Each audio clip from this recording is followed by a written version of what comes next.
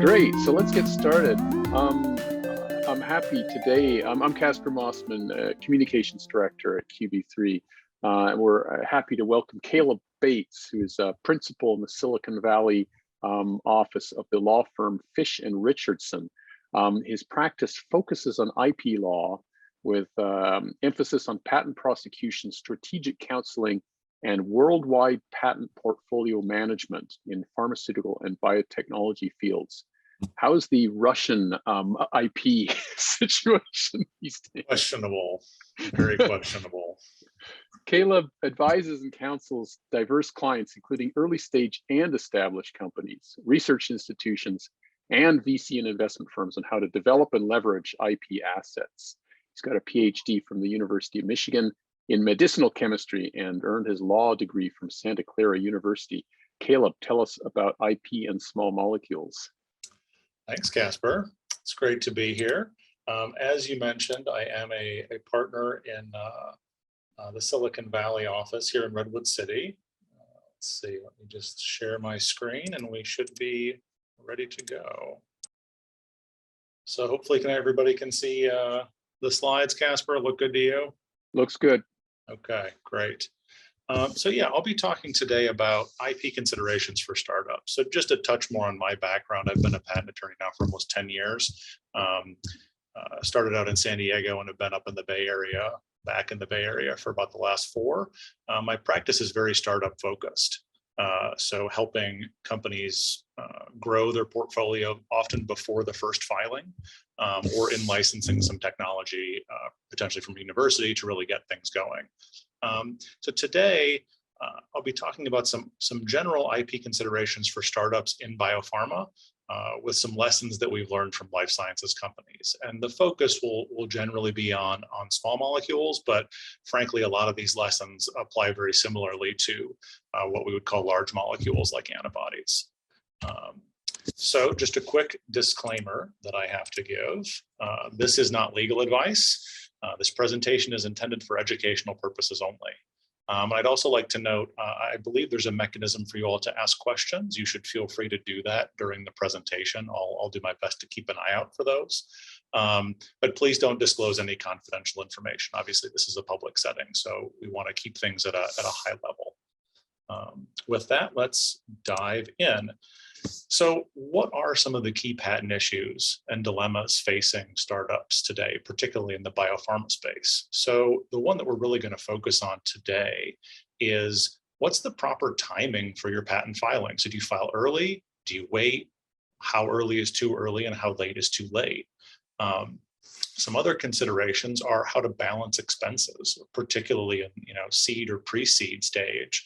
How do you balance expenses for patent filings versus R&D? Can you coordinate the timing of funding events and patent issuance and portfolio maturity? And then ultimately, what's the business purpose of the patent portfolio for various startups? So you may think, well, in biopharma, the business purpose of the portfolio is to protect a drug that you want to get into the clinic, into patients, and on the market. But even taking a step back from that, I work with a number of companies where the goal is ultimately to get the drug into patients and on the market, but they don't want to do that, right? They want to focus on the science, getting the preclinical work done, and then setting up a compound or an antibody for partnering or acquisition. And so that strategy might be slightly different than, say, taking a startup and making it into, in 5 or 10 years, an actual drug company that has compounds in the clinic and compounds on the market. So just to get everyone on the same page, before we dig into some of the timing questions that I mentioned, each one of these topics, and really each one of the topics on the previous slide, could be the subject of its own 30-minute or 60-minute presentation or more. But I want to make sure that we all have some terminology down to make sure we're talking about the same thing. So in the United States, we have various requirements for patentability. And some of these requirements play a fairly significant role in the timing of when you might want to file your first application. The first couple are the statutory subject matter requirement and the utility requirement. These don't really come up very much with small molecules. Statutory subject matter requirement just means that you can't patent things like mathematical equations or gravity. Utility requirement means that whatever you're trying to patent must be useful, and that's a very low bar. So for small molecules, it's really a non-issue. The subject matter must be novel, it must be new, right? Non-obvious over what's already known in the art. And then these last three are what we'll talk more about later on in the presentation, particularly the written description and enablement requirements. And then finally, the definiteness requirement. You have to be clear about what you're trying to patent. And these are all enumerated in Title 35 of the US Code. And we will certainly not dig any more into that. So back to the proper timing.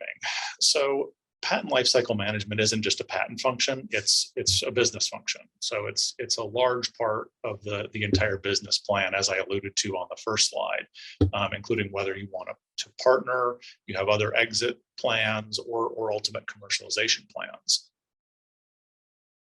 And so one of the primary challenges in biopharma is thinking about both this short-term and long-term approach.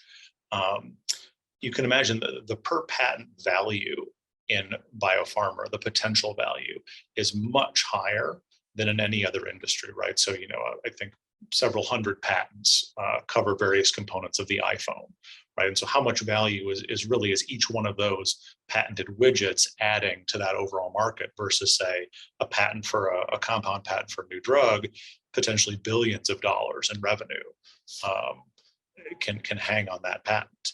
So maximizing your exclusivity, which is what a patent provides, is critical.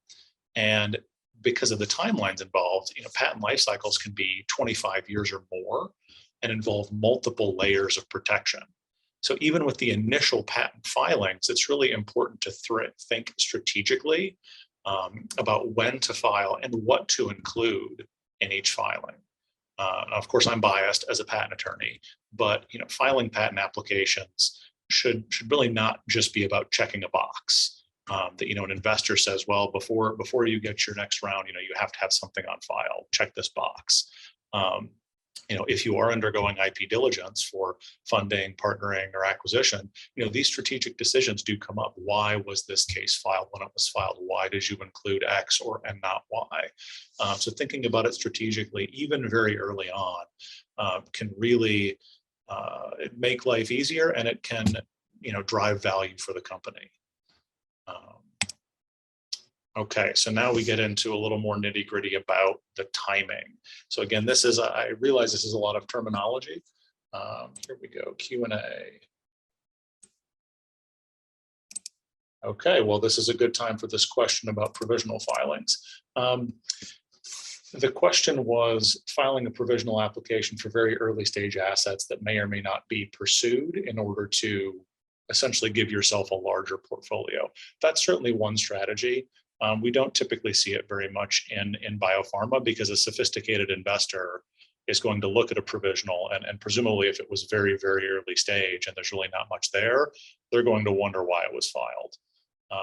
So filing a provisional right here doesn't necessarily mean that you're going to get patents out the other end.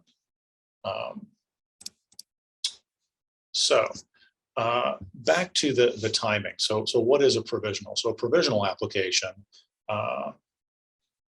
is what we would file here at what I've called T0, so 0 months. In biopharma, it's typically your first filing. Sometimes you may hear, usually more in the high-tech field, directly filing a non-provisional immediately that then publishes in 6 months, and you sort of go from there. But typically in the biopharma industry, we file a provisional at again, T0. So over the course of this 12 months, nobody looks at the provisional doesn't publish, nothing happens to it, it just sits there. It's a placeholder. The nice thing is, and you can see why this is helpful in biopharma, is over the course of that 12 months, you can file 1 more, 2 more, 10 more, 20 more, however many more provisionals you want. I would say 2 to 4 is relatively common, where you're adding new compounds, new data, new information as it comes in, right? And you're updating this application as you go, so that at the 12-month date, that's what we call the conversion deadline, and it's your last chance to add new material. You've got a fully fleshed out story to the extent that you can, and then you convert that application to a non-provisional. And so from that non-provisional filing date, that's where your 20-year term kicks in, your 20-year patent term. The clock starts ticking on that. From there, the application will publish at 18 months, so 6 months after non-provisional filing, and then a year after that, you enter what's called the national phase. And we won't really talk more about that today, but just for reference, the national phase is where you say, I want to go into China, Japan, Korea, the US, Europe, wherever it may be. The important things to think about with respect to timing here are, firstly, that publications before this T0 date are going to be prior art against your application. So they could be cited by a patent examiner to say what you're trying to patent is not novel or it's obvious. And US patents and patent applications with a priority date before T0 can be prior art. And now there's some exceptions here, but generally speaking, anything before T0 is prior art. I mentioned that you can add new compounds and data over 12 months. The important thing to remember about publication is that both the application itself publishes, but also the priority documents become public. And so that sort of cuts against filing these, maybe, I think is the person in the question and answer chat posited, fluffed up provisionals, because they will, if you convert them, even that provisional will become public. And it's easy to over disclose or overshare in those earlier filings. Which is to say, don't become your own prior art. We'll talk a little bit more about that later. So all this begs the question, though, when is T0? So when should you be filing that application? So considerations for filing. Prior art issues and getting scooped. So how competitive is the space? If you're truly in sort of white space here, no one is doing what you're doing that you're aware of. Right? There's nothing out there, you can feel a little more confident in waiting. But you have to remember that you don't know what you don't know. And what I mean by that is that patent applications, as we saw on the previous slide, they don't publish for 18 months. And so even if there's competitors that are working on, say, the same target, you may not be able to see what they filed for a year and a half. So that's something to always keep in mind in terms of getting scooped. Just because there are currently no publications doesn't mean that everything is free and clear. The other thing to remember is that we are now in a first to file, not a first to invent world in the United States. And we have been for quite a long time now, but it's no longer the case where you can show lab notebooks and show that you invented something first. It's now whoever files first. And then finally, was there a public disclosure, or is there an upcoming unavoidable public disclosure? Because that has implications, right? If you're disclosing something publicly, that may bar you in some countries from getting a patent at all. In the US, there is a grace period, so you do have some time after a disclosure, but you want to track those things very, very carefully, because even in the US, if you wait too long, you might just not be able to get a patent on that. So that's sort of the prior art issues when you're thinking about when do you file. The other question, as I mentioned with the section 112 enablement and written description issues, is what has been done so far?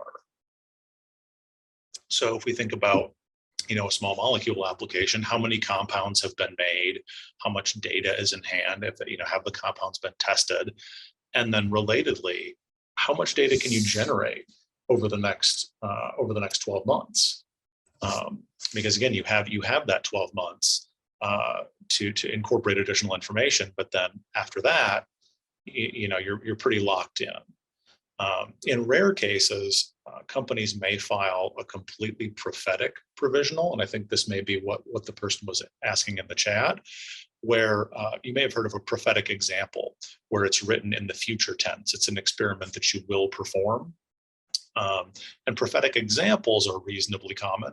So maybe you've made a bunch of compounds, but you haven't tested them yet. So you'll describe the assay that you will be running in 3 months. But a completely prophetic provisional is rather unusual, largely because there are fairly significant risks. So you could imagine proposing the synthesis of a set of compounds that you're interested in and proposing some assays to test them, even though no work has been done. So you can file that, and then 6-8 months later, you can add that the information about the actual compounds you made, the data that you generated, and you can go about your business. But years later, and this is the key, you don't get an answer on whether the strategy was worked out or didn't work out for potentially for years. A patent examiner in the US or in another country can look back and say, you're not really entitled to that first filing date where you filed that prophetic provisional. You're entitled to that date 8 months later when you filed a provisional that had some compounds and data in it.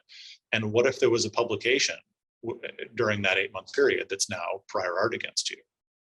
Maybe that happens, maybe it doesn't, right? It's hard to say. You can't predict that. And so it's a pretty significant risk to do something like that. You've also got issues with chemistry and biology being unpredictable. So in patent law, life sciences is considered inherently unpredictable, unlike, say, the mechanical arts. So can you really propose a prophetic application that you feel comfortable will lock in that filing date that you want? So what has been done, that's another consideration. And what can you do in 12 months? But of course, there's always other pressures. So investors may want you to file. Founders, particularly in academia, often are pushing to file or to publish, pushing to raise the company profile, for example, by publishing, in a high impact journal. There's no magic date to this, unfortunately. And again, just a reminder that applications don't publish for 18 months. So things may look free and clear, but that may not really be the case. One thing to be very clear on with everyone at the startup is what the risks of disclosure are.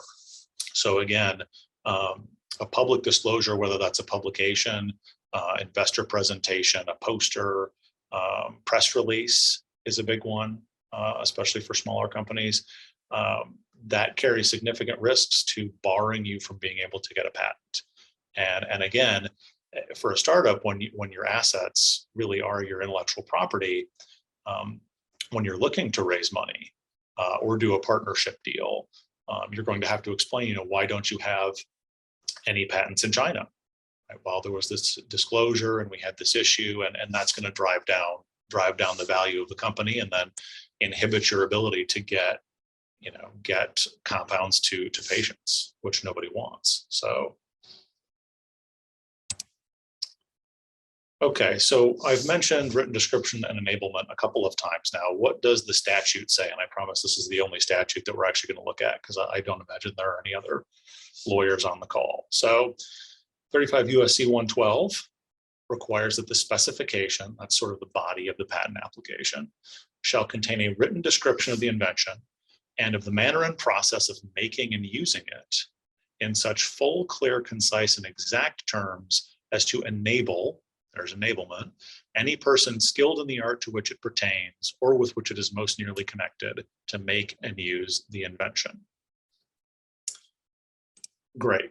So what does that mean? Fortunately, the Patent Office, the USPTO, has more specific rules related to the statute, and we have years and years of court decisions providing examples of what sort of factual scenarios meet these requirements and what sorts of scenarios don't. Often when you talk to lawyers, you'll find that they give you an answer. They say, well, it depends. And that's not just them trying to be difficult, most of the time anyway. It's because it really does depend on the specific facts that you have at hand. So these are significant issues that we see, the written description and enablement requirements, both when we're drafting and prosecuting applications, and then also issues that ultimately arise in litigation. So I mentioned we have lots of court decisions. That's because if you get a drug onto the market, whether it's you or your partner or someone that a company that acquired the VIP and the drug, there will be litigation. Generics will want to enter the market if the drug is successful, and there will be litigation. And so you want to make sure that when you're thinking about patent drafting, and I should say this is your patent attorney's job, is to think about what makes sense now, but then how do we position the application to get through examination, to get through diligence for funding or acquisition, and then ultimately, ideally, survive litigation, because that's where you ultimately want to end up, is with a patent that's going to add value at each stage of that process. So related to written description and enablement are these things called genus claims. And I know some folks had reached out to Caspar beforehand with some questions about this. So we'll certainly get to it now.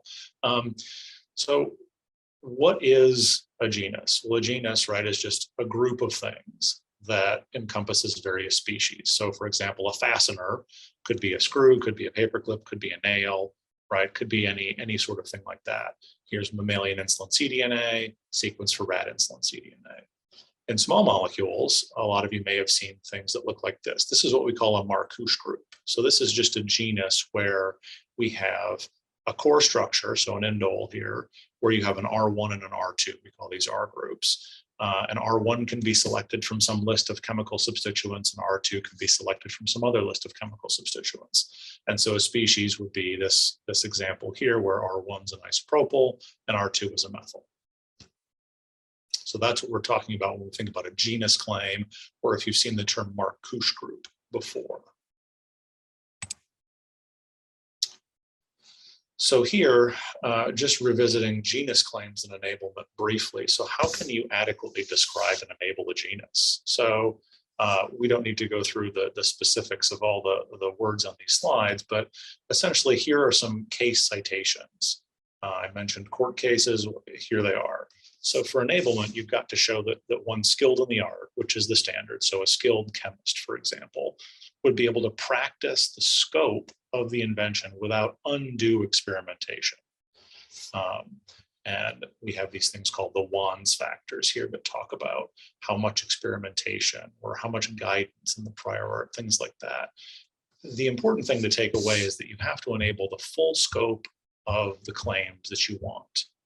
Now, that doesn't mean that if you have these, let me go back, these Marcouche claims, if you've got 20 groups for R1 and 20 groups for R2, it doesn't mean that you have to make every single combination of compounds that has the different R1 and R2 groups. What it does mean is that you have to have a reasonable scope of compounds that you've made in order to support that genus. And so I've illustrated that really here. So you can think about three scenarios where gray here is the claim scope that you want, and these dots are various compounds that occur through species that occur throughout this genus. And so in this situation, you can see very nicely that there are compounds spread throughout the scope of this claim. Right? So we'd feel quite good about the support for this type of claim. Here, on the other hand, you're trying to capture this broad swath of chemical space, but you've only made a few examples over here. And so you're very likely going to get pushback. An examiner is going to say, well, you didn't make anything here or here or here. What entitles you to all of this chemical space when all you did was this? And so that's where we're trying to find sort of the sweet spot. Maybe this is too many compounds, right? And if this is all you have, maybe this claim is too broad. And if this breadth is important, why is it important? Can we make some compounds over here, right, to try and flesh out this genus? And then the third scenario is one where there isn't a genus at all, and you're just claiming each individual species, 1, 2, 3, 4, 5, et cetera, compounds. And of course, this is not ideal, because the nice thing about the gray circle here is that if you were to get this claim issued, that covers this space and this space. Hopefully you can see my pointer in this space. If not, that's all right. It covers the gray areas, right? Whereas here, you're just covering the specific compounds. So how do we enable across the breadth of a genus for chemical compounds, other than just making lots of compounds? Let's see. I see we have a question about provisionals. I can touch on that quickly. Why file multiple provisionals? And the person answered their own question. So the reason we file multiple provisionals is, we'll just use these two compounds here as an example. If you disclose this compound in your first filing, and then 6 months later you've made this compound, right, with the amide, you could wait until the conversion deadline at 12 months to file that second compound. But the priority date then for that compound is 6 months later than it could have been. And so I said, my practice typically is to check in every quarter and see sort of what's been done.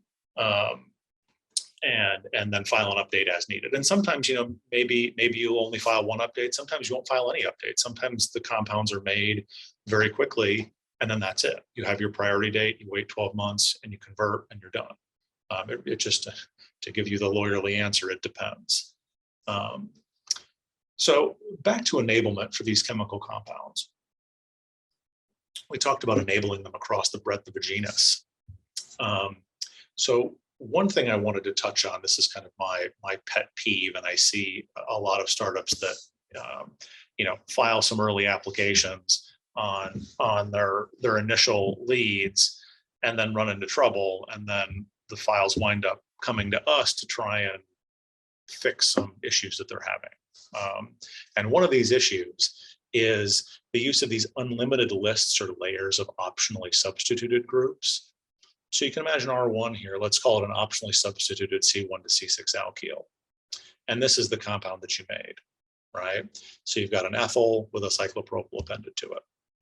Right. Well, sometimes you'll see in the specification in the body of the patent, optionally substituted means that the alkyl can be substituted with any one of, and then you have an enormous list. Sometimes this list goes on for pages and pages and pages, listing what seems to be nearly every stable chemical group that you could imagine. And sometimes what's particularly ill-advised is you'll even see circular substitutions. So where an optionally substituted group, that substituent is taken from a list that has further optionally substituted groups in it. And so then around and around you go, right? So you're sort of in an infinite loop. In either case, the infinite loop is particularly bad, but even a 5-page list, if this is the compound that you made, saying, well, we could append a C1 to C6 alkyl with any of those groups, that's really, really overreaching, right? So now all of a sudden, without even trying, you've put yourself in this scenario, because here are all the other, the universe of possible substitutions. So don't put yourself in that scenario, if you can avoid it. So then contrasting it with this compound. So let's say that these are your two examples now of your R1. So if you've made this, if this is of interest, why would you rely on, let's make this an optionally substituted methyl group to make a C-linked amide connected to a para-substituted but otherwise unsubstituted phenyl, and at that 4 position, then you've got a 6-membered heterocycle that's again substituted at a heteroatom at the 4 position with an alkyl group. Like that's a very extensive substitution for something like this, right? You could describe this with a lot more specificity. It's going to make it easier for the examiner, and you're more likely to get the claim out the other end, right? So then a reasonable synthesis. You don't have to disclose the best route, but don't hide the ball. So this is a common question we get. So for example, do you have to disclose the process route versus the medchem route? Things like that. As long as you've got a reasonable route, that's fine to use in your patent application. And similarly, characterization data. There's no need to go crazy, but you do need to prove that you made what you said you made. So ideally NMR for at least the final compounds, and at least mass spec for intermediates. Again, just sort of proof that you made what you said you did. We also often see lots of questions about flat structures. Flat structures indicating racemic mixtures are not only acceptable, they're very common. Everybody understands that biology is chiral, and one enantiomer or diastereomer is likely more active, but typically disclosing flat structures, at least in your Marcouche, is very common.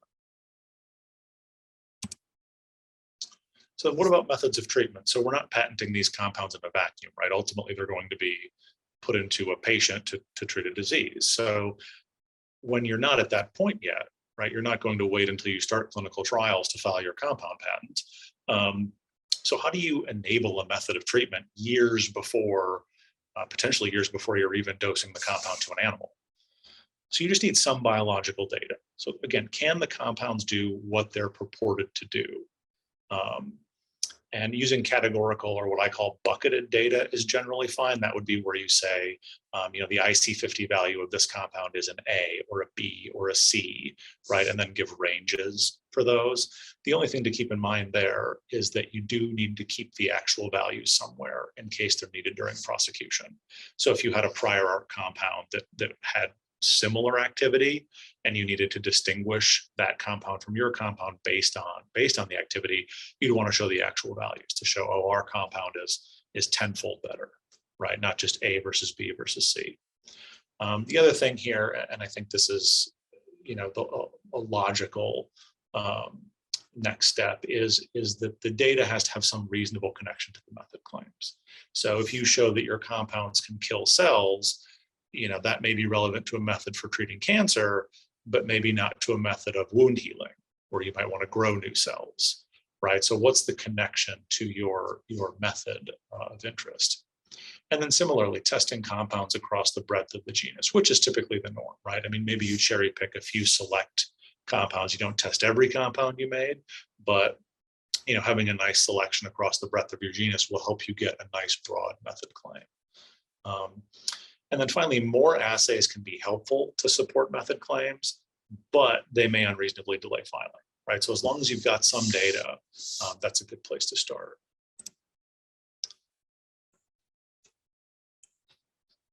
Okay, just checking the chat here quickly. So again, how much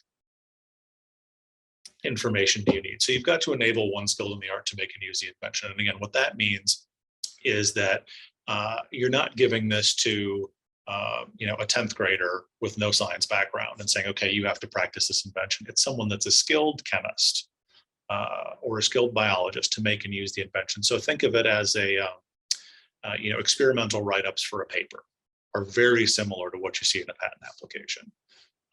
There's less hypothesizing, of course, in the patent application, but in terms of the materials and methods, it's very similar to what you need to disclose.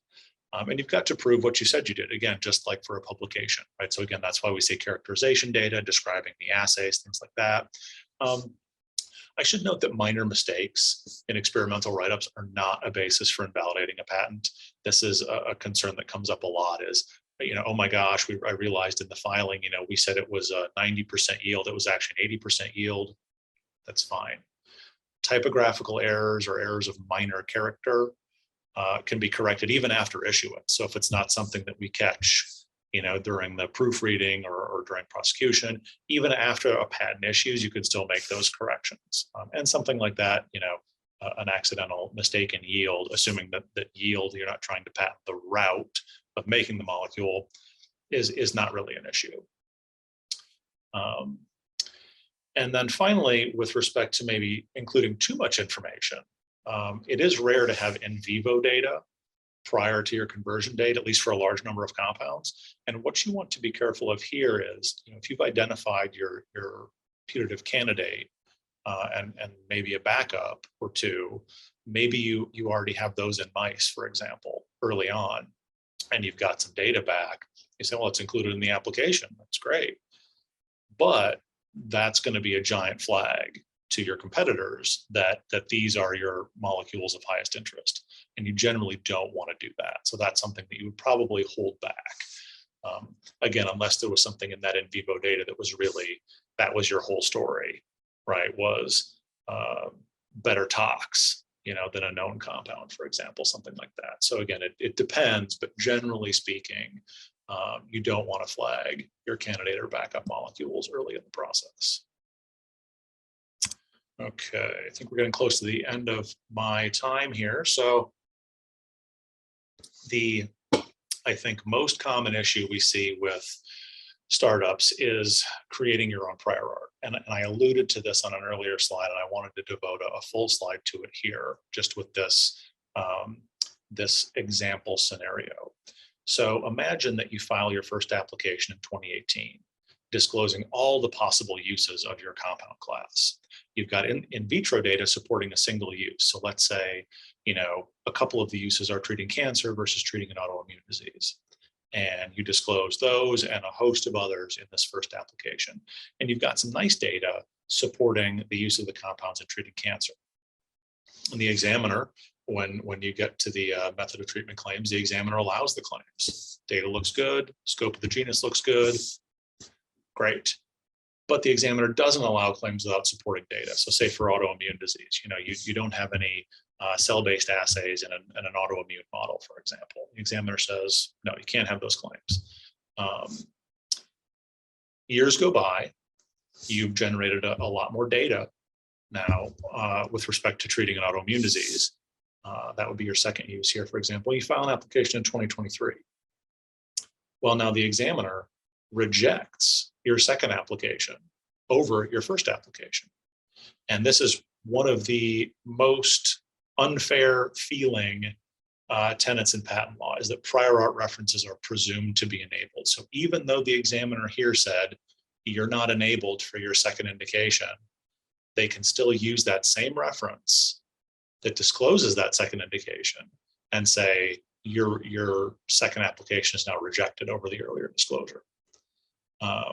And so to the extent that you can focus those early filings and not disclose the entire universe, right, is generally a good approach. Now, I do want to say, though, this is not fatal to your portfolio, right? If you're in this situation, there are a number of ways that you can try and mitigate this issue.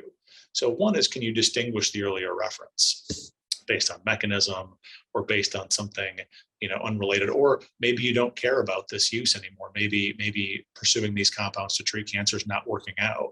And so then you can just disparage the earlier reference, even though it's your own, right?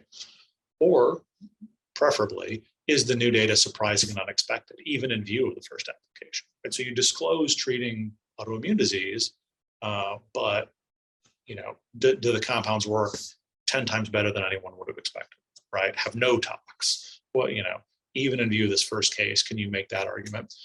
And if all else fails, you may be able to use the new data as what we call post-filing data in this first application. So if you still have something pending here, you could submit this data showing that the compounds work, this is in the US anyway, and try and then get those claims that the examiner did not allow before. So all is not lost if you find yourself in that situation. So with that, I will stop talking and say thank you and see if there are any additional questions. Thanks very much, Caleb. Fascinating. I mean, I've never gone anywhere near filing a patent, and it's just so cool to hear all this stuff. And you've got a few questions there. Why don't you get to them? Let's see here. Let me scroll through. So one question is, what happens between the 18 and 30-month mark when you file presumably a PCT application? So here, assuming that you file what's called a PCT application here, which is, again, the normal course of doing things, is, again, I mentioned it publishes between 18 and 30 months, nothing happens, which is a nice way to defray your costs. Here you've got your sort of initial patent drafting costs and the costs of your scientists taking the time to work with patent attorneys like myself to get things prepared. And you have minimal filing fees. You have some filing fees here. And really between 12 and 30 months, you're incurring very little cost. And then it can be huge potentially here. So really the answer is nothing. Nothing happens during that time. Question about sort of post-filing data. So post-filing data would be data that you get, excuse me, go back one here, too many. Post-filing data would be data that you get after the 12-month date, right? So it's not in the actual specification, but it's data that's related to what you're trying to do. It's related to the application. Some jurisdictions allow you to use that during prosecution. So for example, an examiner says, I think your claim is obvious over some reference, right? And that reference discloses some activity level for a compound that looks kind of like your compound. In the US, you could use post-filing data and say, even though this isn't in the specification, our compound is 100 times better than that compound that the examiner's pointing to, right? So we're non-obvious. No one would have been able to predict that, right? You can do that in the US and Europe. And to a limited extent in China and Japan, And then I think Israel and Korea also have some rules about this, but if we're thinking worldwide, it's the exception, not the rule. Now, of course, the US and Europe are typically the major jurisdictions that we're interested in, but to the extent that you can get things in the specification, it's certainly preferred. Does a grant application result in prior art? It depends if those are made public. Typically the answer is yes, because it is a disclosure. Again, there are certain exceptions there, especially in the US. Presumably you would be the person submitting the grant application and you would be an inventor. So there's some time there where maybe the grant application doesn't count as prior art, but typically yes. So we have a question: if you are in a competitive but IP-wise uncharted field,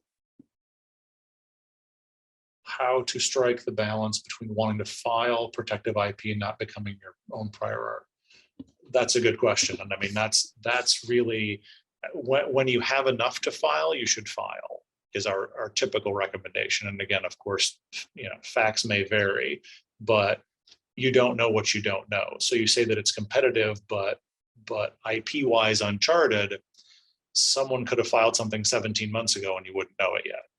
So that's not to say rush out and file something before you do any experiments, but when you get to the point where you and your patent attorney feel like you've got enough for a solid provisional filing, it's probably time to file, particularly if you're a startup. The other consideration here I mentioned on the first slide is money, right? And you've got to consider that, as a startup with limited resources, you want to deploy those resources, as appropriately as possible. And so that means, R&D versus patent filings. Well, think about Merck or Pfizer, right? If they're really interested in a hot area, they can put 100 FTEs on a new program tomorrow, right? Whether it's, in Rahway, New Jersey for Merck, or whether they're working with WuXi to get compounds made, whatever it may be, budget is really not an issue for them like it is for startups. And so you want to be a little bit careful about sort of assuming that there's nothing out there. Let's see. When would you file a continuation? That's a great question. So a continuation application, we think of a patent as a patent family, really. So if we look at this first filing here, so this first filing you go through, you enter the national phase. Now you have an issued US patent here, and its term is 20 years. Well, this would be the original filing in the family. You would then, before it issues, you would file what's called a continuation, or we would call it a child. That's where the patent family term comes in. You'd file a child, and then you'd prosecute the child. So you could say this might be your compound patent. Then you have a child patent where you claim methods. Then maybe you file a grandchild off of the method patent where you claim pharmaceutical compositions. Then you file a great grandchild, right? And you can keep doing this for 20 years. And what's typical for drug companies is that if they have a candidate, so if they're in the clinic with something from this compound filing, they'll keep an application pending for years, because then you can reach back, right? As long as something's pending, you can go after new claims, right? Once a patent is issued, your options are much more limited, and it's much riskier to try and go back and change something, right? Now, of course, there's costs associated with that. And so, for every patent application the startup files, you're not going to do that.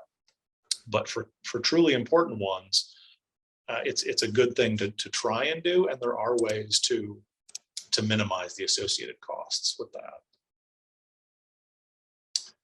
Let's see, life sciences inherently unpredictable. Does life sciences being inherently unpredictable require additional physical reduction to practice? I'm not quite sure what you mean by physical, but I will say, I'll give you a counter example. So in an application, a mechanical patent application claiming a new widget, right? Some mechanical device, it's going to be much easier, setting aside prior art issues here for a second, it's going to be much easier to claim all sorts of different mechanical features on that widget, because mechanical arts are presumed to be predictable. You apply a force to this lever, the lever moves, it exerts a force here, right? That's much more predictable than introducing a compound into a biological system. So that's typically why to get a method of treatment claim, for example, you're going to need some kind of data to show the examiner that these compounds that you say can treat cancer actually have some relationship to being able to do that. So whether that's just a purely enzyme-based assay where you're saying, oh, look, my compounds can inhibit EGFR, right? Or whether it's a cell-based assay, or whether it's in vivo, in an animal. You need some kind of data in order to get those claims. The typical idea about the costs of filing and maintaining a patent. So maintaining a patent varies widely by jurisdiction. So some countries, you have to pay what are called annuities or maintenance fees every year. In the US, you pay them, I believe, at, what is it? I think 2.5, 7.5, and 12.5, I think. That's just off the top of my head. Don't quote me on that, but it depends on the entity size. So if you're a small entity, which most startups are, the fees are half of what they are for a large entity. And then the filing costs similarly vary. And the preparation costs can vary a lot. In the high-tech space, it's generally cheaper. I would use $10,000 to $15,000 as sort of a ballpark for a life sciences application. But that also depends on sort of what stage the technology's at, right? If there's a lot of information that's been developed in-house that you're giving to your patent attorney and really setting them up to just work on claim strategy, the cost will be lower. If the patent attorney is starting really from scratch with very little, the cost will probably be a little bit higher. But I would use that as a reasonable ballpark. Caleb, I see we don't have any open questions at the moment. I've got one last one, if that's okay. Sure. People are free to add questions, of course. What's the interaction like with the examiner? So you make that provisional filing, and like, what's the back and forth like? As a newbie, I'm just kind of feeling like, well, you want to get it all right, and then otherwise they're just going to like give you a thumbs down, and then it's all canceled out. How do you sort of edit and change your filing? Yeah, that's a great question, Casper. So what we try and do in these filings, and it's particularly important, I think, for startups, is you tell a story. So it's not just slapping down a Marcuse structure and some compounds and some data and saying, okay, examiner, give us a patent. That's certainly part of it, but what's the story? What's the unmet need, right? How is this disclosure helping patients, right? What's the story of the discovery? Was it an unexpected, you were working in disease area X and you realize that these compounds have an amazing property that can really be used to treat disease Y. So tell a story. So when the examiner reads the application, hopefully they get involved. They get a little bit invested themselves, maybe in your success, right? Just a little bit. That's just to get them in the right frame of mind. Now, once they're looking at your claims, they'll do a prior art search and they'll review the application and they'll look at the application and the claims. And they'll look at these things like written description. They'll look at enablement, right? They'll look at prior art, and then they'll send you what's called an office action, rejecting your claims. And that's very typical, right? That doesn't mean all is lost. Typically, and especially in life sciences, if you get an allowance with no negotiation, your claims were too narrow because the examiner said, oh, look, you're only trying to get this little bitty piece of space. I'll give it to you, right? Some back and forth is normal and it's good. But yeah, then, maybe you have an interview with the examiner, if you need to. Sometimes the rejections are very easy to overcome with small little tweaks to the claims, and then you can just do that and you're done. Other times, the examiner's really, maybe there's some really close prior art, but the examiner's misinterpreting it. Because patent examiners have some training in science, but they're not scientists, right? And they're certainly not as skilled as the folks that we work with, at companies. And so sometimes you might have an interview with an inventor or a founder of a company to try and, again, tell that story and educate the examiner, right? Why these rejections are incorrect. and then ultimately, proceed to allowance. So, and they're generally cordial. Some are grumpier than others, but generally they're cordial. It's interesting, the comparison with publishing in a top level journal, right? What you'd want, of course, is to get it accepted right away, but there's usually some period of negotiation. Anyway, so still no more questions. Thanks so much, Caleb. This was fascinating. And yeah, let us know if I can forward any further inquiries your way after this. Please do. And looking forward to your office hours on Thursday. Sounds great. Well, thanks everyone for joining, and Casper for coordinating. Really appreciate it.